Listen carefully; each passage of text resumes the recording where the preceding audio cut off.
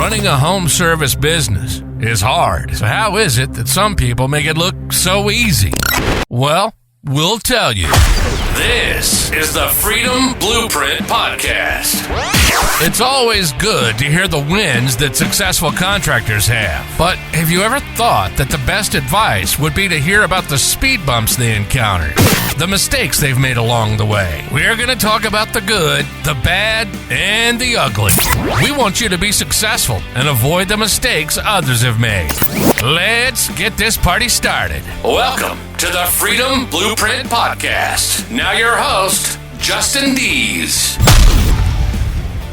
Welcome back to another episode of Freedom Blueprint Podcast, where we're helping you as the business owner really move your business and level up to the next spot. And today, we're going to do that by having Ryan Chute from Wizard of Ads coming and hanging out with us. So listen, Ryan and his team help companies go from local to legendary, not by shouting louder, but by telling the stories that actually stick. So Ryan, appreciate you coming and hanging out with us today, man. Hey, thank you so much for having me. I really appreciate it. I'm excited to hear a little bit about your journey and a little bit about Wizard of Ads and how you guys help business. But let's start out the journey with, how did you even get into the marketing space? I'm sure you didn't grow up going, I'm going to be a marketer. So walk us through that journey a little bit. Yeah, listen, I've not always been blessed to run an 8-figure agency. In the early days, I was sitting there and selling. I was in the family business, and it was the gulags of retail. You know, as you fight it out with the wheeling and the dealing, the toxic workplaces, the bad bosses, the questionable behaviors, and the weaponized fear, shame, and guilt.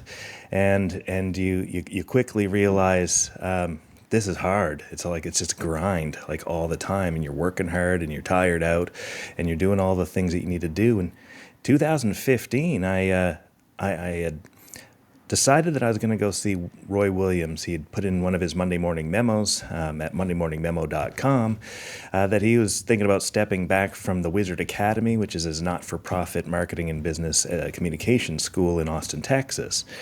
So I'm like, I got to go see this guy. He's a legend, having written the books that inspired me to kind of follow him since then. Well, I get there, and the first day I'm like buzzing. I'm just absolutely knocked back by how astoundingly different and how profoundly impactful the message was. Tapping into the laws of nature and physics and the fine art and photography, things that demonstrated a way to communicate that didn't require the grind, the friction, the wheeling and dealing and all of the stuff that I'd worked so hard to do my whole life. And that was a transformational moment for me. By the end of that 3 days, not sure which Mack truck had hit me, but it was definitely a Mack truck. And I kept on going back to that class and to a number of other classes, like Portals in the 12 Languages and Da Vinci and the 40 Answers. And these were the cornerstone of a new education that sat on top of what I thought I knew. And it's profoundly different than what we get taught and the lives we often lead, because we're just trying to survive. We're trying to make sure we cover payroll. We're trying to make sure we pay the bills. We're doing all the things that we need to in our business to be successful. Well, since then, 9 years, 10 years, I guess, later, going on 11 years later, and I've been a student of Roy's and chased after what it was that I was missing, not just in marketing, but in how I led culture and how I addressed the buying experience, because it's both the employee experience and the buying experience that really do lead to those astounding ads that have Wizard of Ads write differently and stand you out against the crowd. So that's interesting that you brought up two points. One, education, which I think is a great point, because I think a lot of people go, oh, once I hit this milestone, graduate high school, college, whatever.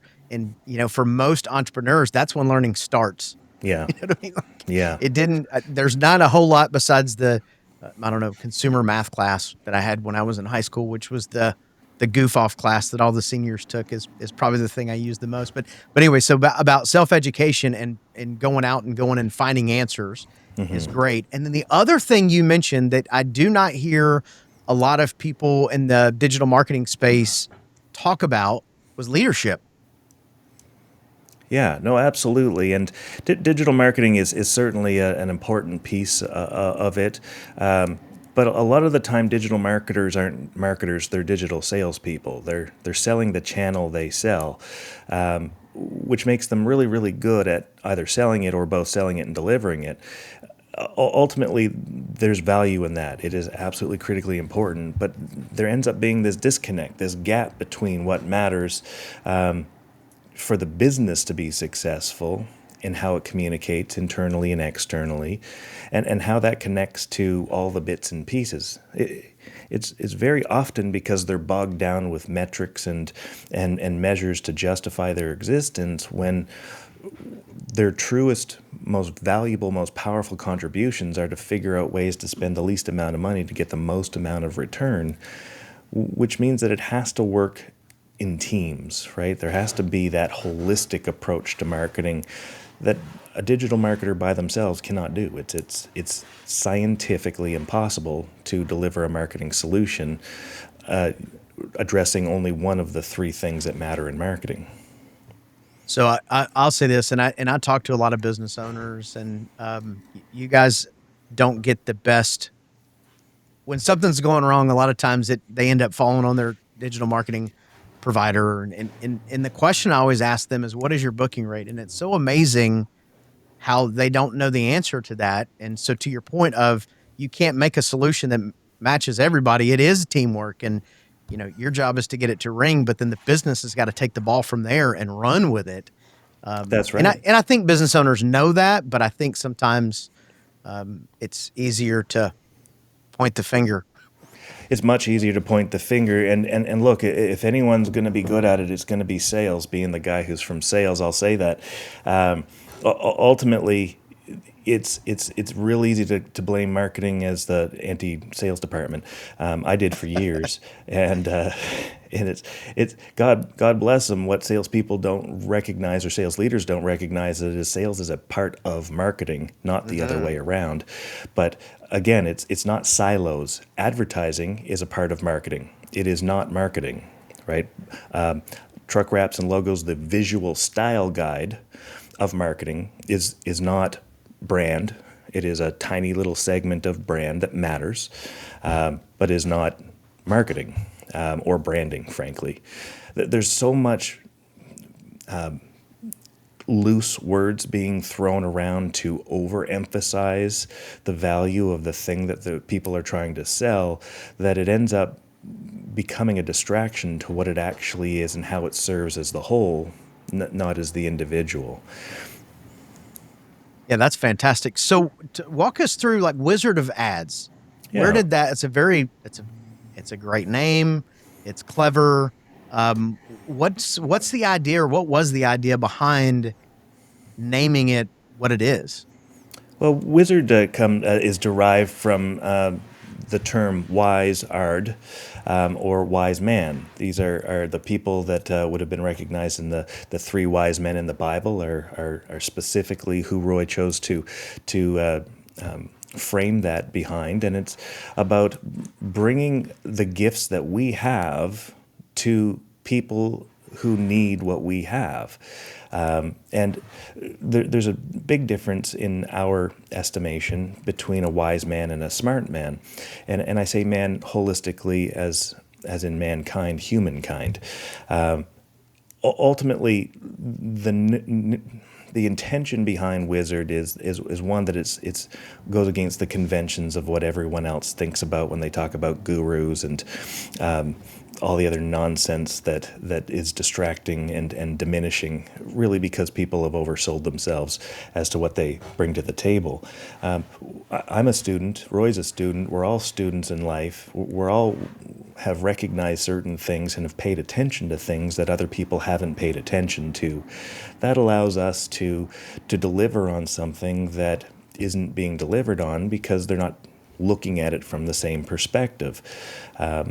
So that the wisdom that you bring a smart man is the thing that helps them bypass the pitfalls, the blind spots, the roadblocks, the bottlenecks that they would otherwise have, because we've walked that road before. We're the old man in the woods, helping them through, being their guide. Which is why you don't see us promote ourselves a whole lot and spend a lot more time celebrating our clients and recognizing what they've done, because frankly, they're doing 99% of the work. We're just delivering the message and the words in a way that's more powerful than others can, because they haven't spent the decade, doing it the way that we have. So give us kind of a overview of different services. Like, how do you guys help home service businesses get to that next level? What does that look like with you guys? Yeah, three things really. Four if you count the ongoing implementation. The first three things that need to be done are to figure out what the authentic leveraged and unleveraged assets are that we can showcase, frankly, to bring out the best of that brand. Every brand is different. There's certain universal truths and commonalities, but in that, the problem that lies in that is that pretty much everyone's saying the same standard table stakes nonsense that no one cares about. Right? No one cares about your hours. No one cares about your educated staff. No one cares that you do better, you try more, you care more. Everyone says that. If you can say that and put anyone's name there, and most people will, whether they're honest about it or not, it means it's invisible because they've heard that nonsense before. So what a lot of people figure that turns into is, how am I going to tell my origin story, and how am I going to tell customers about the things that we do good and smarter and better than everyone else? And again, nobody cares, right? We've got to stop talking about that stuff. If you're buying some sort of boxed TV commercial that they sell to everyone, with the truck parked outside and the booties at the door, the smiling handshakes, the chat at the thermostat, they'll work on the equipment, and then the talk over the kitchen counter, and everyone being happy and resolved at the end, you are invisible, and you've just literally wasted every last penny of those marketing dollars. It is absolutely tragic that thing exists as a presumed solution. You've got to say something that's different, that stands 600 feet above the competition, that is a story that nobody has ever told before and would never be able to tell about themselves. A great example of that, H.L. Bowman. Biggest problem with H.L. Bowman was that there's a G.F. Bowman in the same town 2 miles away. Right? They both sell the same thing. So we had to create a way that we could say that name in a way that no one would ever get it mistaken, and help grow that company to stand out against the competition, which was about as tight and close to what you could possibly have as anybody. So what do? We create the H.L. Bowman Bowman. And he's a 1950s goofy, satirical cartoon hero that comes in and saves the day with all kinds of little silly things like you would hear on a Leave It to Beaver television show. This very, very campy back and forth, super funny. And all he's doing, and he's always like shooting an arrow into something that he shouldn't, like a fridge, or, flirting with the wife, or some other silly thing that is so extremely not the technicians or who they are. It's just simply a funny way to entertain people, to get the words H.L. Bowman put into an ad on average 6 times an ad. Now, to this day, nobody has one single issue remembering H.L. Bowman. Why? Because we are so outrageous in the way that we tell the story. Very little of it, by the way, having to do with home services. Just enough to let them know that this is the thing we do. But people don't need to know the mechanics, the nuts and bolts, and all the other silly things that we think they care about in our ads. What they need to know is, I know these guys. I like these guys. They feel right to me. I trust them enough to come in my home. They've got a sense of humor, and that demonstrates the two things I care about most. One, empathy. Two, competence. And when we have those two things, we have the building blocks of trust. That It gets us over the seems to threshold. be that most businesses now, the ones that are doing, I'm going to say pattern interrupt, but really what I mean is entertainment, that they go from it from an entertainment first standpoint, seem Yes. to be doing better because, with social media, I don't know, I think 20 years ago, 20 years ago when we were advertising, it was phone book. There Yep. was TV out there as well, but there wasn't a lot of tongue in cheek. There wasn't a lot of that kind of stuff that was going That's on. right. But what do you think the shift has been? Or do you think it's just the social media generation that we live in now The, that the, people would the, rather be entertained? yeah, it's actually not been a shift. This is the wildest thing about this whole thing because it feels like it's been a shift. Yeah. When I was in furniture industry in Canada 20 years ago, 25 years ago, we had TV commercials where an old man was acting as the coffee table, and you'd have somebody ringing the doorbell and then looking at the old man like he wasn't there, and then just like the two women having tea on his back and stuff, and all of this stuff.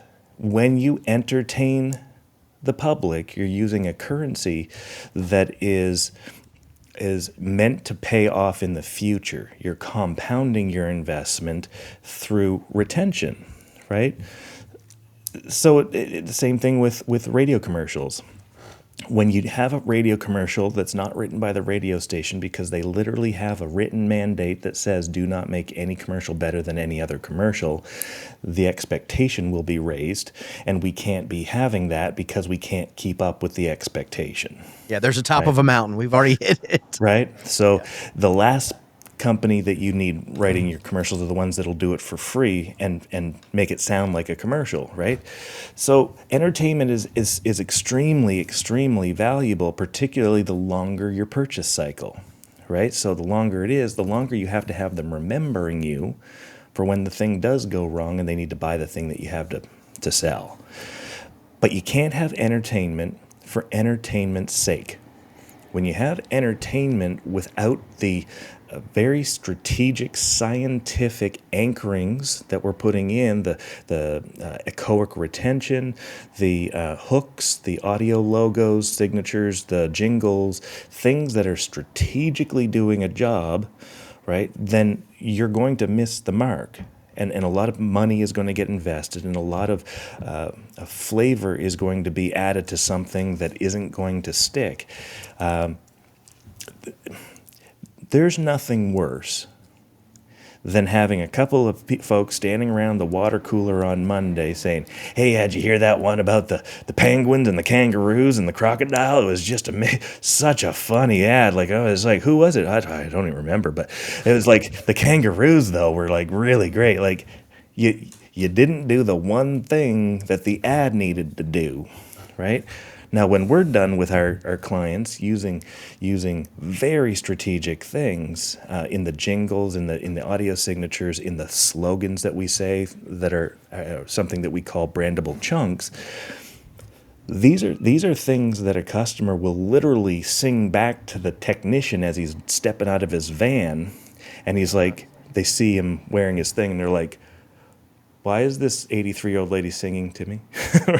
Or why are those kids like pointing at the van and like losing their minds? Why are people coming up to me and literally taking selfies with our vehicle wraps? Well, it's because we baked all of that in so strategically to make sure that the story sticks enough that they become the preferred choice. And it doesn't happen overnight, but it absolutely happens.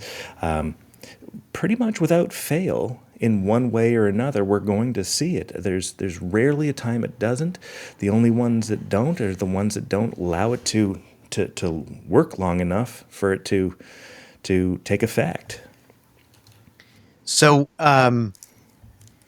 I've talked to business owners that have gone through that process, what you're talking about, where they're singing and there's a local company here that I hear the beginning of the jingle and I know the phone number because they've done such an amazing job at doing that.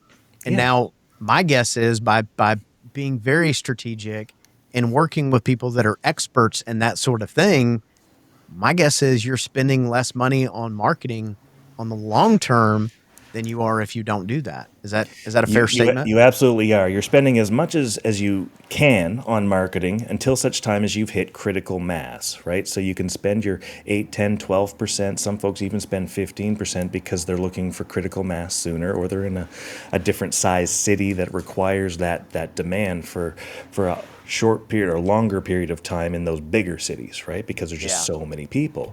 Well, then you stop spending, right? There's always going to be a ceiling where you just stop spending, right?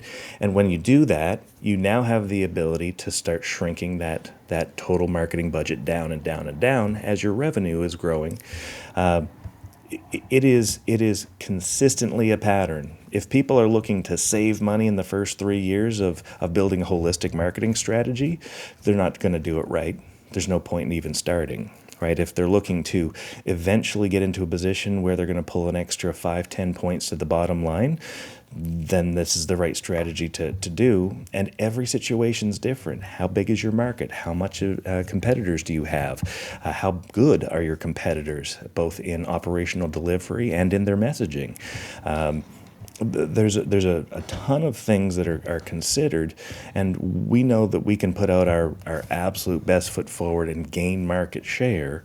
And every situation is going to be different, because every situation is different, frankly. You know, the competitors and the messaging and the what we call share of voice, the impact quotient, and all of the things that bake into the result you're going to get. So what are some of the things that you kind of dig into with a home service business before you even get to budget? Like if I call you and I go, "Hey, listen, I need some help." What are some things that you kind of start digging into? And really, my question is, what do the business owners need to be paying attention to before even thinking budget?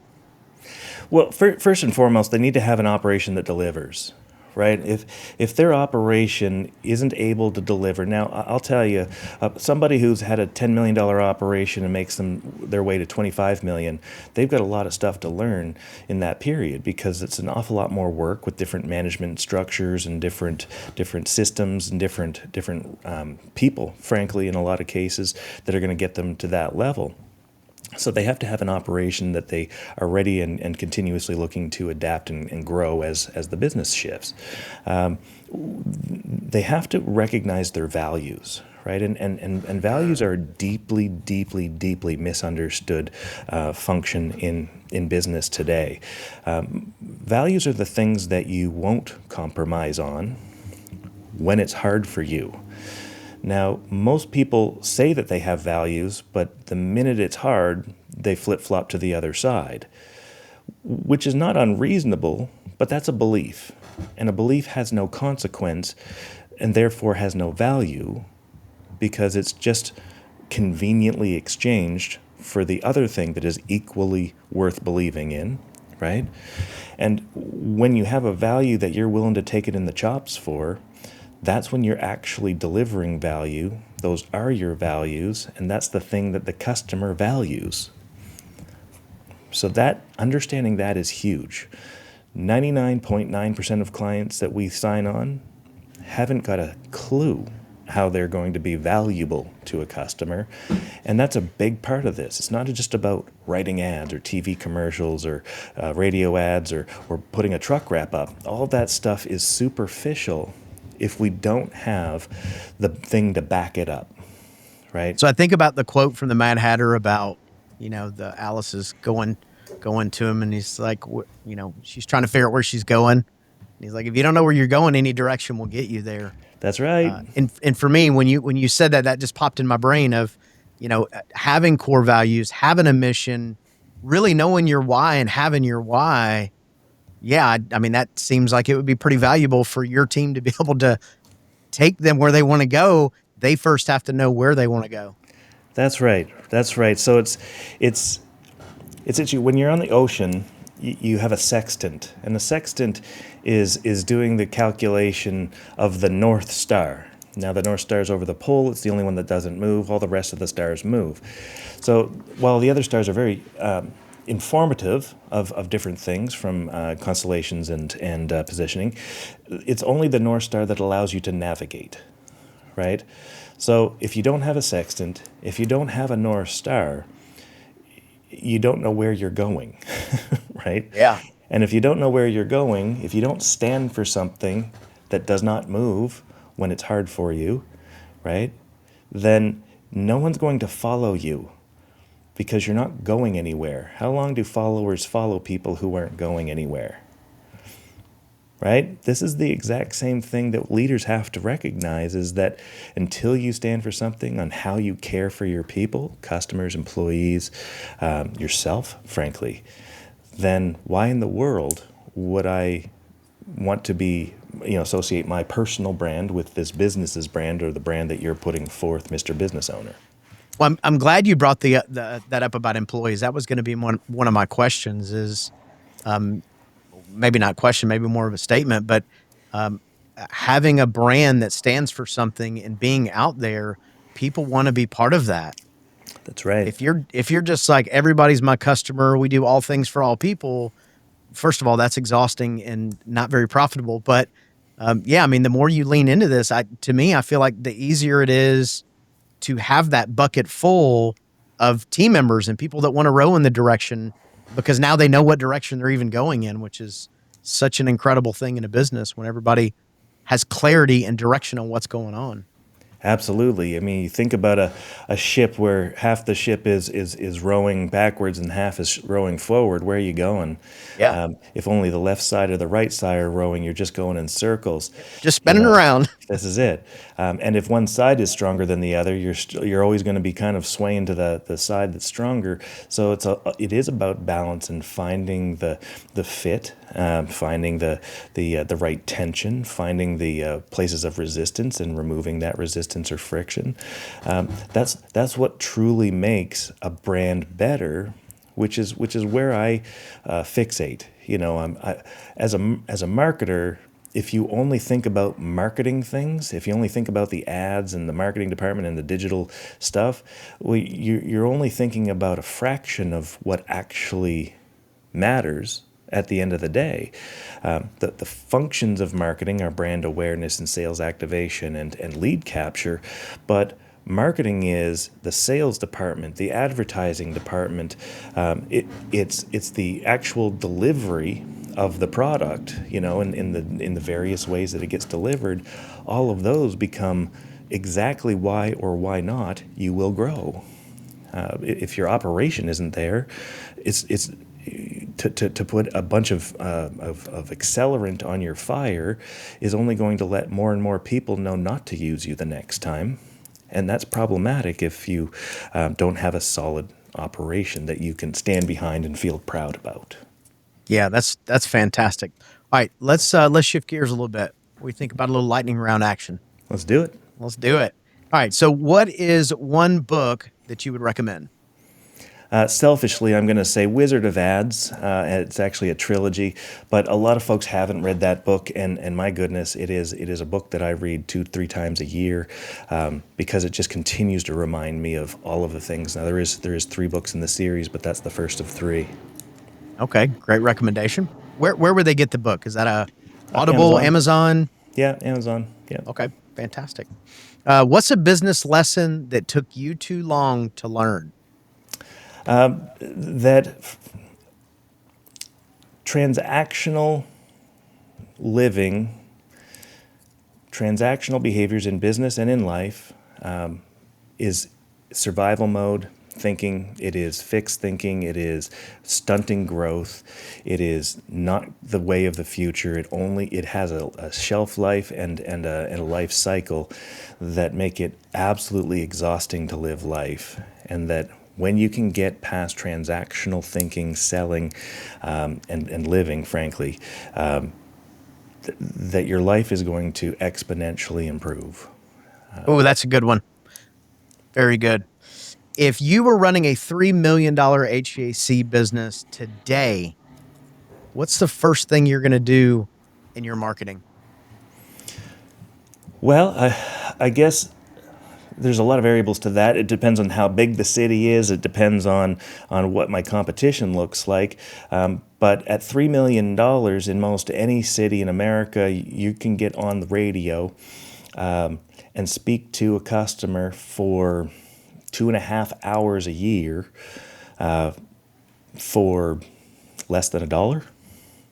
So if I want to talk to 500,000 people fairly quickly, I'm going to do that. And then I'm going to get my message real strong. Now, could I do that on TV and social media? Yep, absolutely. Is it going to be as economical? Not even close. Is it going to be more potent? Nope, because I can get frequency right on radio, and that's going to make a difference. Now, in America, in the top 150 cities in America today, we know without a shadow of a doubt that we can reach in excess of 50% of that marketplace, with the majority of markets being well in excess of 70% of the marketplace infrequently. And when we measure, we know that even with aggressive, consistent frequency, we can get them 42% of the time in the biggest cities in America, which means that we can convince more people more often, more frequently, with a powerful message than any other medium thus far. Because that may change as the world changes, but most people don't appreciate how entrenched TV and radio are in the traditional models. I mean, I'm telling you, I don't know the last time I've heard someone talk about radio Yeah. with that certainty. Well, and That's fantastic. It's infallible data as well, and it's because it's measured by measuring the subsonic pulse of every single radio station legally obligated to emit a pulse in America, and then measured with 2 times the statistical sample size of every single person that they use the sampling with in America. So the data is within 1% standard deviation of accurate, both in the stations that are being listened to and the other stations that people listen to. How long, what the frequency is, what the likelihood is on a Saturday versus a Tuesday, what time of day. This data is astoundingly accurate. When you compare that to the astoundingly false data that you see on Google and Bing and Facebook with the reporting metrics that they're giving you and how much corruption is going on in those spaces, people are being lied to at dramatic levels, and not by the digital marketers. They're just doing their job. They're doing the reporting that's been provided to them, but by the people who are providing the data for the digital marketers, who are at a criminal level, showing data that is without a doubt, beyond a shadow of a doubt, false. Upwards of 64% wrong. That basically means you can't trust pretty much any bit of data that you see from your digital reports that you get. That hurts my heart a little bit. It's devastating. With so many businesses spending so much on Google and making decisions based on Google reporting. And I got to be honest with you, and this is by no means am I an expert in this space. I have you on here because this is your expertise. I would have thought the cheapest way to get in front of the most people would have been social media. Yeah, a lot of people do. I'm guessing most people would be in that same camp as me. Our most recent research comes from WARC, and it shows that it has about a 40% higher price in socials than it does on radio. Okay. Yeah. All right. Very cool. 40% higher. Yeah. So, all right. So here's the next question. If you could challenge our listeners to do one marketing related thing this week, what would it be? Oh gosh. If I was going to do it, I would start at the beginning, and I would start at the beginning with something that I've found to be the truth in mission statements. I have a very strong position around mission statements, mainly because for about 7 of the 10 years I've been with Wizard of Ads, they made just famously good fun of mission statements being nonsense. And I asked myself, why is it nonsense? having a military past and recognizing that there's a value to it at some level, my mission statement comes from a lot of research, a lot of data, and it breaks down into 3 buckets: helping people win in a trustworthy and grateful manner. These are actions, right? A mission is an action. It's an actionable function. So helping people win, being trustworthy, living gratefully, the action of doing these things, what does that mean for your business? What does helping people win mean to your business? What does being trustworthy actually mean? Integrity is nonsense, right? It's just an ideal. No one listens to that, pays attention to it, or lives by it because it's not tangible and there's no action to be taken, right? But being trustworthy is, what does that mean to you? What does that mean to your business? What are the things you will and will not do? What does gratitude have to do with anything? Gratitude, frankly, surprised me. When I did the research, I did not think it was going to make the list. It not only made the list, it's only one of 3 on the list, right? And it's gratitude that we anchor in our humility. We remove our ego. We create our gratitude. We act with abundance. We find happiness in the simplest of things, both for our customers and our employees. Gratitude is astoundingly important. What does it mean to your business, right? How do we show gratitude? How do we live gratefully for our people? How do we be trustworthy? How are we acting in a trustworthy manner? How are we worthy of trust? What are the actions and behaviors we're taking to do that? Now, the ones that you're not willing to compromise on, no matter what, you will die, literally die on that hill. Those are your core values. Everything else is just a convenient belief that will interchange depending on the situation. Now you have something to talk about. That's fantastic. So, Ryan, if someone wants to find out more about you, your agency, how you can help them move the needle, how would they connect with you? People who want to talk with me directly, Wizard Ryan Chute is all my socials, my website, ryanchute.com, and I also own a niche site for Wizard of Ads called wizardofads.services. Those are the places where you can kind of get a more granular look at how I approach essential service marketing. Wizard of Ads as a whole is at wizardofads.com, and the Wizard Academy is wizardacademy.org. Very cool. Well, Ryan, we really appreciate you coming and hanging out today. And you got me thinking about a lot of stuff. And I'm sure the people listening are going, wait a minute, I got to connect with this guy because I have so many more questions. But I do appreciate your time. I know you're busy. And thank you so much for coming and hanging out with us today. It's an absolute treat. I really do hope that I got some feelings stirred. That's always my intention with these things. I just want people to know that they got this. They can absolutely do it. It's not as overwhelming or as scary as it seems. It's brave. It's vulnerable. It's courageous, but it is something that will absolutely change the game. Very good. We appreciate it, Ryan. Thank you so much. Pleasure. Thanks so much, Justin. You've been listening to the Freedom Blueprint Podcast. Information is useless if not applied. So take what you've learned and go and implement it. We hope you've enjoyed the show. If you did, make sure to like, rate, and review. We'll be back soon. But in the meantime, find us on social media at Freedom Blueprint for Home Services and hit the website at www.freedomblueprintpodcast.com. See you next time.